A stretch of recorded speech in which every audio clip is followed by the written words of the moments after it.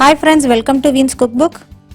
இன்னைக்கு நம்மளோட சேனல்ல ரொம்ப ஃபேமஸான ஒரு சவுதி ரெசிபி அரேபியன் கப்சா எப்படி செய்யலாம்ங்கறத பார்க்கலாம். இந்த கப்சா ரெசிபியை ஒவ்வொருத்தங்க ஒவ்வொரு விதமா செய்வாங்க. நான் செஞ்சு பார்த்து எனக்கு ரொம்ப சாட்டிஸ்ஃபை ஆன மெத்தட உங்களோட நான் ஷேர் பண்ணியிருக்கிறேன். இந்த அரேபியன் கப்சா செய்யறதுக்கு தேவையான இன்கிரிடியன்ட்ஸ் எல்லாம் நான் டிஸ்கிரிப்ஷன் பாக்ஸ்ல கொடுத்திருக்கிறேன். நீங்க செக் பண்ணிக்கோங்க.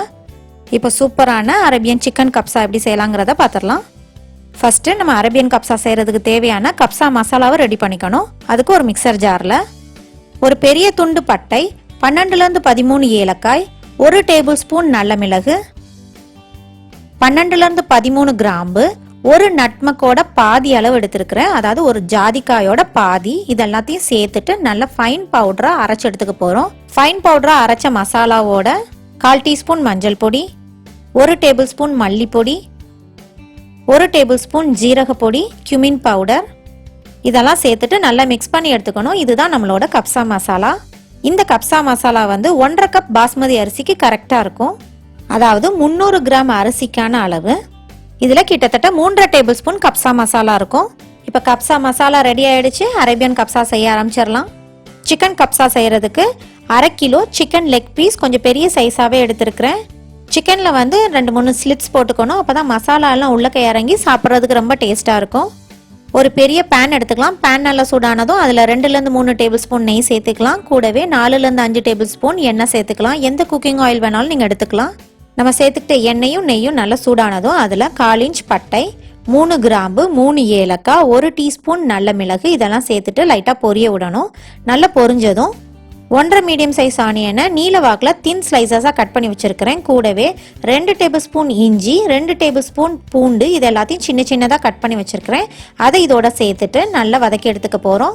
கப்சால பொதுவாக இஞ்சி பூண்டு பேஸ்ட்டு சேர்க்க மாட்டாங்க. அதுக்கு பதிலாக இஞ்சியும் பூண்டையும் நல்லா சின்ன சின்னதாக சாப் பண்ணிட்டு சேர்த்துக்குவாங்க. 5 நிமிஷம் மீடியம் ஃப்ளேமில் வச்சு நல்லா வதக்கி எடுத்துக்கணும். ஆனியன், இஞ்சி, பூண்டு எல்லாத்தோட பச்சை வாசனை போகணும். அது வரைக்கும் வதக்கிக்கணும்.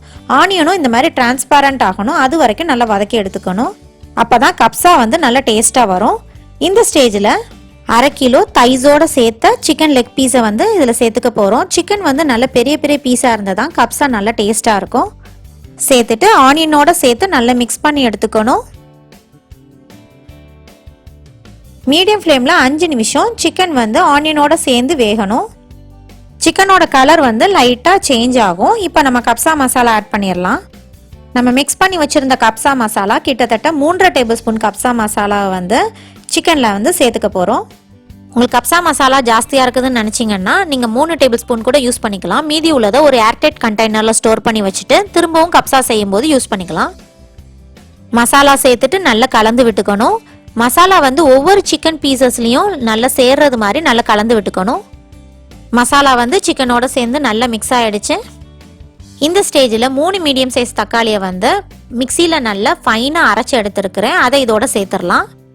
இதோட சிக்கனுக்கு மட்டும் தேவையான அளவு உப்பு சேர்த்துட்டு நல்லா கலந்து விட்டுக்கணும். தக்காளி சேர்த்துட்டு நல்லா மிக்ஸ் பண்ணியாச்சு. இப்போ 5 நிமிஷம் மீடியம் ஃப்ளேமில் வச்சு நல்லா வேக வச்சு எடுத்துக்க போகிறோம். அப்பப்போ கலந்து விட்டுக்கணும், இல்லைன்னா அடி பிடிச்சிரும்.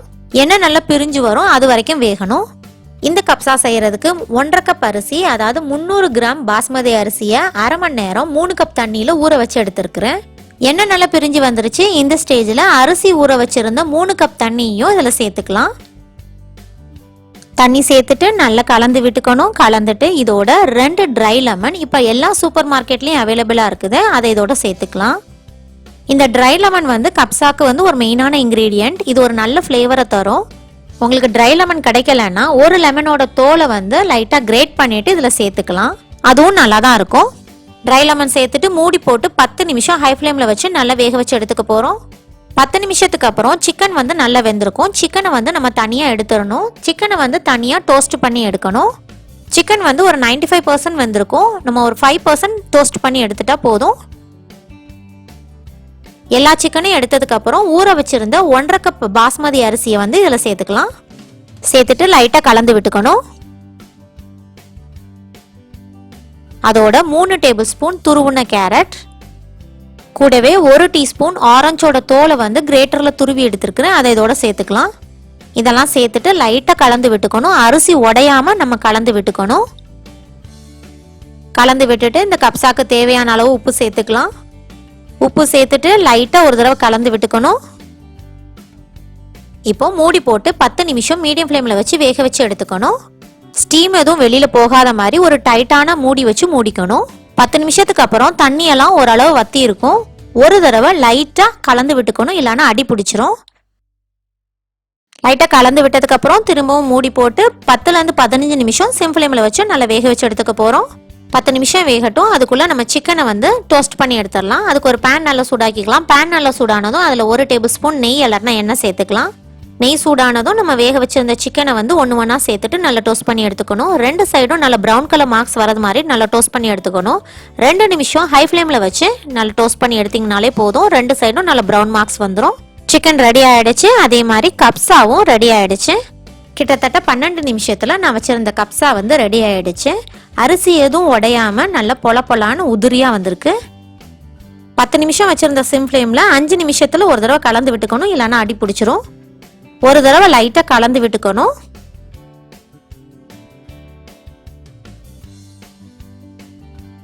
இதுக்கு மேல நம்ம டோஸ்ட் பண்ணி வச்சிருந்த சிக்கனை வச்சிடலாம். பொதுவா கப்சால வந்து ஒரு ஸ்மோக்கி ஃப்ளேவர் வரும். அதுக்கு ஒரு சின்ன துண்டு கறியை வந்து நெருப்புல நல்லா சூடு பண்ணிட்டு ஒரு கிண்ணத்துல வச்சு 1 டீஸ்பூன் நெய் சேர்த்துட்டு உடனே மூடி வச்சிட்டிங்கன்னா நல்ல ஒரு ஸ்மோக்கி ஃப்ளேவர் கிடைக்கும். 5 நிமிஷம் அப்படியே இருக்கட்டும். 5 நிமிஷத்துக்கு அப்புறம் சூப்பரான அரேபியன் கப்சா ரெடி ஆயிடும். பொதுவாக கப்சாவை வந்து நெய்யில் வறுத்த பாதாம் வச்சு தான் சர்வ் பண்ணுவாங்க. அதுக்கு ஒரு பேன் நல்லா சூடு பண்ணிட்டு 1 டேபிள் ஸ்பூன் நெய் சேர்த்துட்டு நல்லா சூடு பண்ணிக்கலாம். நெய் நல்லா சூடானதும் 15லேருந்து 20 பாதாமை வந்து தண்ணியில் ஊற வச்சு தோல் நீக்கி வச்சிருக்கிறேன். அதை நெய்யில் போட்டு நல்லா வறுத்தெடுத்துக்கணும். பாதாம் வந்து நல்லா ஃப்ரை ஆனதும் கப்சாவோட சேர்த்து சர்வ் பண்ணிடலாம். கப்சா வந்து ஒரு அரேபியன் பிரியாணி வெரைட்டின்னு கூட சொல்லலாம்.